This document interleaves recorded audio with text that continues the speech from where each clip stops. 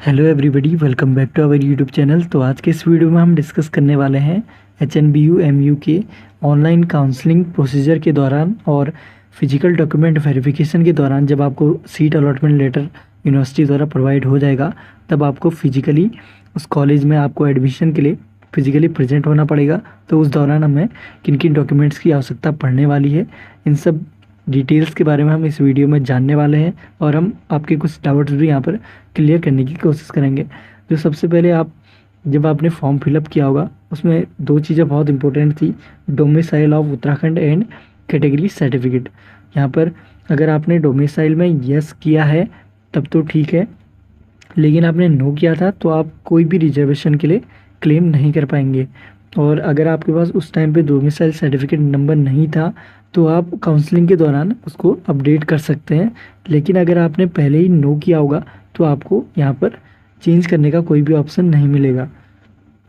और दूसरी बात है कैटेगरी सर्टिफिकेट, अगर आपने पहले ही जनरल सेलेक्ट किया हुआ है, अगर आप चाहते हैं कि अभी EWS हो जाए मेरा, तो ऐसा पॉसिबल नहीं हो पाएगा। अगर आप पहले ही आपने EWS सर्टिफिकेट चूज़ किया था फॉर्म फिलअप के टाइम पे, उस टाइम आपके पास सर्टिफिकेट अवेलेबल नहीं था, अगर आपके पास प्रेजेंट में अवेलेबल हो चुका है तो उस सर्टिफिकेट नंबर को आपने यहाँ पर एंटर करना पड़ेगा। तो ये थी हमारी डिटेल्स फॉर ऑनलाइन काउंसलिंग के दौरान हमें अपडेट कर सकते हैं इन डिटेल्स को।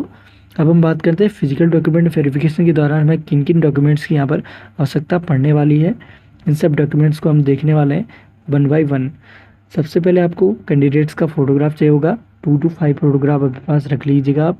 उसके बाद सीट अलॉटमेंट लेटर, ये आपको जब ऑनलाइन काउंसलिंग आपकी कंप्लीट हो जाएगी, आपको सीट अलॉट हो जाएगी, उसके बाद आपको एक ओरिजिनल अलॉटमेंट लेटर की आपको ओरिजिनल कॉपी प्रिंट आउट निकाल के आपने रख लेनी है।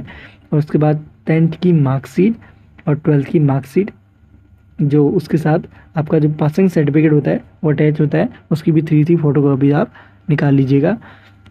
और इसके अलावा आपको migration certificate and transfer certificate, अगर आप जस्ट पास आउट हुए हैं स्कूल से तो आपको ये दोनों चीज़ें आपको स्कूल से प्रोवाइड हो जाएंगी, इसकी 2 फोटोकॉपी आप निकाल लीजिएगा। इन केस ऑफ अगर आप हायर एजुकेशन वाले हैं तो आपका ये ट्रांसफ़र सर्टिफिकेट और माइग्रेशन सर्टिफिकेट आपको आपकी यूनिवर्सिटी से प्रोवाइड किया जाएगा। आपकी यूनिवर्सिटी से किस प्रकार से आपको मिलेगा वो मैं दिखा देता हूँ आपको। ये रहा माइग्रेशन सर्टिफिकेट, उत्तराखंड बोर्ड वालों का माइग्रेशन सर्टिफिकेट इस प्रकार से स्कूल से आपको प्रोवाइड हो जाएगा। और ये रहा आपका कैरेक्टर सर्टिफिकेट, अगर आप किसी यूनिवर्सिटी से आपकी रिस्पेक्टिव यूनिवर्सिटी में कुछ इसी फॉर्मेट का आपको कैरेक्टर सर्टिफिकेट आपको देखने का मिलेगा, अब यूनिवर्सिटी से उसको प्राप्त कर सकते हैं। और ये रहा transfer certificate, transfer certificate from school, school से आपको कुछ इस प्रकार का ट्रांसफ़र सर्टिफिकेट आपको मिलेगा। उसके बाद हम बात करते हैं यहाँ पर मेडिकल सर्टिफिकेट की।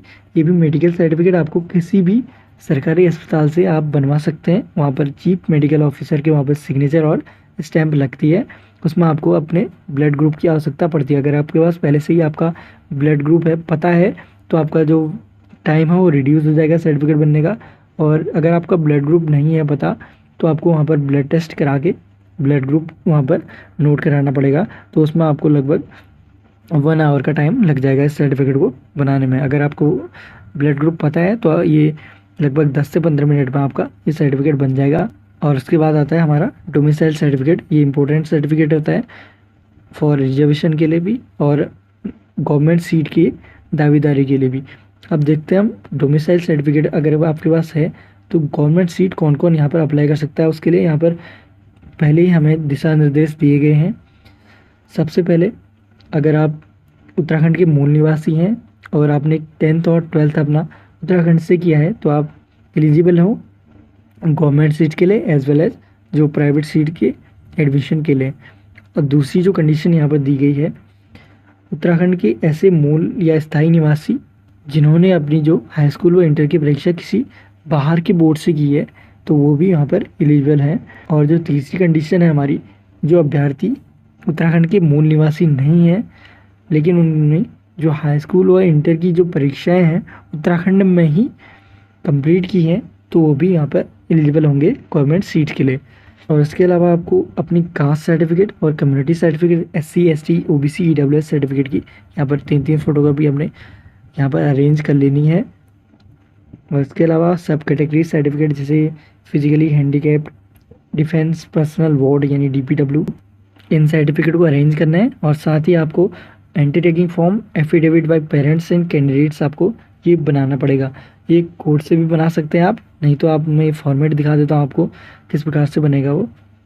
ये एफिडेविट बाय स्टूडेंट्स, इस तरह का ये फॉर्मेट आपको देखने को मिल जाएगा। इसको आप वहाँ पर वेरीफाई करा सकते हैं बूथ कमिश्नर से। बूथ कमिश्नर वहाँ आपको कोड में देखने को मिल जाएगा। और ये पेरेंट्स के लिए है, ये स्टूडेंट्स के लिए है। तो 2 सर्टिफिकेट आपको यहाँ पर बूथ कमिश्नर से यहाँ पर सिग्नेचर कराने हैं उसमें। और उसके अलावा आपका जो है गैप सर्टिफिकेट, अगर आपने गैप लिया है 12th के बाद, अपनी कोई एग्ज़ाम की प्रिपरेशन की है, तो उस कंडीशन में आपको एक गैप सर्टिफिकेट बनाना पड़ेगा। वो कोर्ट से बनेगा आपका। जो गैप सर्टिफिकेट है केवल उन्हीं स्टूडेंट्स को बनाना पड़ेगा जिन्होंने 12th के बाद कोई गैप ईयर लिया हो किसी एग्ज़ाम प्रिपरेशन के लिए। उन स्टूडेंट्स को यहाँ पर गैप सर्टिफिकेट नहीं बनाना पड़ेगा जिन्होंने किसी यूनिवर्सिटी में एडमिशन ले लिया हो लेकिन अब वो कोर्स में स्विच कर रहे हो, तो उस कंडीशन में उन्हें गैप सर्टिफिकेट बनाने की आवश्यकता नहीं पड़ेगी। आप किसी भी अपने नज़दीकी कोर्ट को अप्रोच कर सकते हैं for preparing these certificate of anti ragging affidavits and gap certificates. और इसमें जो चार्जेस लग जाएंगे आपके लगभग 200 से 250 रुपये, आपको ये वकील पे डिपेंड करता है कि कितने बजे आपसे चार्ज लेता है। और ये थे हमारे documents required for physical document verification. और ये देख सकते हैं आप, ये नॉन जुडिशियल स्टैम्प पेपर होता है। इसमें आपका जो गैप सर्टिफिकेट है वो यहाँ पर बनेगा और उसमें नोटरी की स्टैम्प लगेगी, तभी वो वेरीफाई हो पाएगा। सो आई होप फ्रेंड्स ये वीडियो आपके लिए काफ़ी हेल्पफुल रहेगी और आपके डाउट्स इससे ज़रूर क्लियर हो पाएंगे। अगर फिर भी आपको कोई डाउट्स रहता है तो आप मुझे कमेंट में बता सकते हैं, मैं उसे सॉल्व करने की ज़रूर कोशिश करूँगा। Thank you so much for watching.